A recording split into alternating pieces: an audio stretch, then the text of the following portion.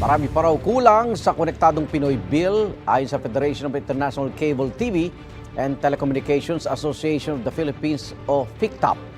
Ayon kay FICTAP Chairperson Estrelita Juliano Tamano, kabilang dyan ang probisyon para ma-regulate ang utility pole rental. Itong binabayaran ng mga internet provider sa mga electric company para makapagkabit ng internet cable mula sa poste hanggang sa bahay ng mga customer.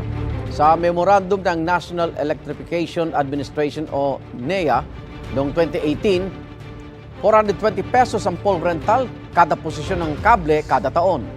Sabi ni Tamano, mabigat yan sa bulsa ng maliliit na cable TV at internet provider. Kaya sana raw kinukonsulta sila ng mga mambabatas.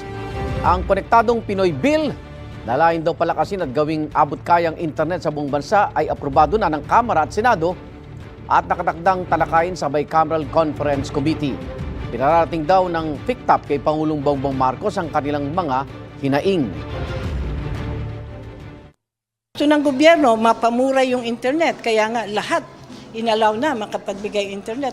Pero yung pole rental naman, hindi nila ginagalaw. Susulat na lang kami sa presidente na bago niya pirmahan, kailangan muna basahin niya na yung aming reklamo kailangan mabigyan ng pansin bago talaga magkaroon ng batas na ganyan.